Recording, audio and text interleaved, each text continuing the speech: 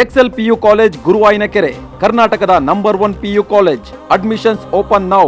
ಮಂತ್ರಿ ಪಟ್ಟಕ್ಕಾಗಿ ದೆಹಲಿಯಲ್ಲೇ ವಾಸ್ತವ್ಯವನ್ನ ಹೂಡಿದ್ದಾರೆ ಶಾಸಕರು. April 12ರಿಂದ high command ಭೇಟಿಗಾಗಿ ಕಾಯ್ತಾ ಕೂತ್ಕೊಂಡಿದ್ದಾರೆ ಶಾಸಕರು. ಕಾಂಗ್ರೆಸ್ನ ಶಾಸಕರು ಸಂಪುಟ ಪುನರ್ರಚನೆಗೆ ಒತ್ತಾಯಿಸಿ ಅಲ್ಲೇ ಅಂದರೆ ದೆಹಲಿಯಲ್ಲೇ ಬಿಟ್ಟಿದ್ದಾರೆ ಶಾಸಕರು. ನಿನ್ನೆ ರಾತ್ರಿ ಎಐಸಿಸಿ ಅಧ್ಯಕ್ಷ ಮಲ್ಲಿಕಾರ್ಜುನ ಖರ್ಗೆಯನ್ನ ಭೇಟಿ ಮಾಡಿದ್ದಾರೆ ಶಾಸಕರು.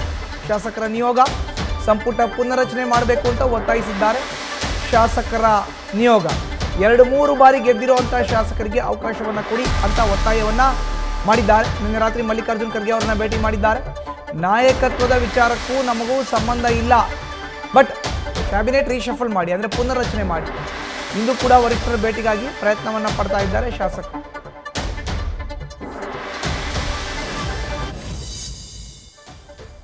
ಹೆಚ್ಚಿನ ಮಾಹಿತಿ ನೀಡ್ತಾರೆ ನಮ್ಮ ಪ್ರತಿನಿಧಿ ಹರೀಶ್ ದೂರವಾಣಿ ಸಂಪರ್ಕಕ್ಕೆ ಸಿಕ್ಕಿದ್ದಾರೆ. ಹರೀಶ್, ಏಪ್ರಿಲ್ 12ರಿಂದ ಡೆಲ್ಲಿ ಪ್ರವಾಸ, ಈಗ ಇವತ್ತು ಕೂಡ ಹೈಕಮಾಂಡ್ ನಾಯಕರ ಭೇಟಿಗೆ ಅವಕಾಶ ಕೇಳ್ತಾ ಇದ್ದಾರೆ. ಮಧುಸೂದನ್, ಬಹಳ ಮುಖ್ಯವಾಗಿರುವಂತದ್ದು ಸಚಿವ ಸಂಪುಟ ಪುನರ್ರಚನೆ ಆಗಲೇಬೇಕು ಅನ್ನುವಂಥ ನಿಟ್ಟಿನಲ್ಲಿ ಕೂಡ ಶಾಸಕರು ಈಗ ದೆಹಲಿಯಲ್ಲಿ ವಾಸ್ತವ್ಯನ ಹೂಡಿದ್ದಾರೆ. ಕಳೆದ ಭಾನುವಾರ ಸಂಜೆ ಅವರು ದೆಹಲಿಗೆ ತೆರಳಿದ್ದರು. ಸೊ ನಿನ್ನೆ ಸಂಜೆಯಷ್ಟೇ ಕೂಡ ಎಐಸಿಸಿ ಅಧ್ಯಕ್ಷ ಮಲ್ಲಿಕಾರ್ಜುನ ಖರ್ಗೆ ಅವರನ್ನ ಭೇಟಿ ಮಾಡಿ ಸಚಿವ ಸಂಪುಟ ಪುನರ್ರಚನೆಗೆ ಒತ್ತಾಯ ಮಾಡಿದ್ದಾರೆ. ಅಧ್ಯಕ್ಷ ಸಚಿವರನ್ನ ಕೈ ಬಿಟ್ಟು ತಮಗೆ ಅವಕಾಶವನ್ನು ಕೊಡಬೇಕು. ರಾಜ್ಯ ಸರ್ಕಾರ ಈಗ 3 ವರ್ಷ ಪೂರೈಸುವ ಅಂತ ಒಂದು ಹಂತಕ್ಕೆ ತಲುಪ್ತಿದೆ. ಆದ್ರೆ 2.5 ವರ್ಷಗಳ ನಂತರ ಬದಲಾವಣೆಗೆ ಕೂಡ ನೀವು ಒಪ್ಪಿಗೆಯನ್ನು ಸೂಚಿಸಿದ್ರೆ, ಆದ್ರೆ ಇದುವರೆಗೂ ಕೂಡ ಸಚಿವ ಸಂಪುಟ ಪುನರ್ರಚನೆ ಮಾಡಿಲ್ಲ. ಹಾಗಾಗಿ ತಮಗೆ ಅವಕಾಶ ಕೊಡಬೇಕು. 3-4 ಬಾರಿ ಗೆದ್ದಿರುವಂತಹ ಹಿರಿಯ ಶಾಸಕರಿದ್ದೀವಿ, ತಮಗೆ ಒಂದು ಅವಕಾಶ ಕೊಡಬೇಕು. ಇನ್ನು 2 ವರ್ಷಗಳ ಕಾಲ ಮಾತ್ರ ಇದೆ, ಚುನಾವಣೆಯನ್ನು ಕೂಡ ಎದುರಿಸಬೇಕಾಗಿದೆ. ಈ ಹಿನ್ನೆಲೆಯಲ್ಲಿ ತಮಗೆ ಈ ಸಚಿವ ಸಂಪುಟ ಪುನರ್ರಚನೆಗೆ ಒಂದು ಅವಕಾಶ ಕೊಟ್ಟು ನಮಗೊಂದು ಸಚಿವ ಸ್ಥಾನವನ್ನು ಕೊಡಬೇಕು ಅನ್ನುವಂತ ನಿಟ್ಟಿನಲ್ಲಿ ಕೂಡ ಶಾಸಕರು ಒತ್ತಾಯ ಮಾಡ್ತಿದ್ದಾರೆ.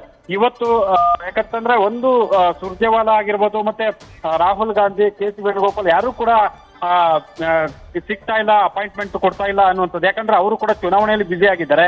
ಈ ಹಿನ್ನೆಲೆಯಲ್ಲಿ ಕೂಡ ಅವರು ಭೇಟಿಗೆ ಸಾಧ್ಯ ಆಗಿಲ್ಲ. ಒಂದ್ ಕಡೆ ಪಶ್ಚಿಮ ಬಂಗಾಳದಲ್ಲಿ ಕೂಡ ರಾಹುಲ್ ಗಾಂಧಿ ಚುನಾವಣಾ ಪ್ರಚಾರದಲ್ಲಿ ಬ್ಯುಸಿ ಆಗಿದ್ದಾರೆ. ಮಗದೊಂದ್ ಕಡೆ ಕೇರಳದಲ್ಲಿ ಎಐಸಿಸಿ ಪ್ರಧಾನ ಕಾರ್ಯದರ್ಶಿ ಕೆ.ಸಿ. ವೇಣುಗೋಪಾಲ್ ಕೂಡ ಬ್ಯುಸಿ ಆಗಿದ್ದಾರೆ. ಈ ಹಿನ್ನೆಲೆಯಲ್ಲಿ ಕೂಡ ಅವರು ಸಿಗುವವರಿಗೆ ಕೂಡ ದೆಹಲಿಯಲ್ಲಿ ವಾಸ್ತವ್ಯನ ಹೂಡ್ತೀವಿ ಅನ್ನುವಂತ ಮಾತನ್ನ ಶಾಸಕರು ಹೇಳ್ತಾ ಇದ್ದಾರೆ. ಹಾಗಾಗಿ ಇನ್ನೂ ಒಂದು 2-3 ದಿನಗಳ ಕಾಲ ದೆಹಲಿಯಲ್ಲಿ ವಾಸ್ತವ್ಯ ಹೂಡುವಂತ ಸಾಧ್ಯತೆ ಇರುವಂತದ್ದು. ಮಧುಸೂದನ್, ಧನ್ಯವಾದ ನಿಮ್ಮ ಮಾಹಿತಿಗೆ. ನ್ಯೂಸ್ ಫಸ್ಟ್, ನಿರ್ಭೀತಿಯಿಂದ ನಿಮ್ಮ ಪರವಾಗಿ.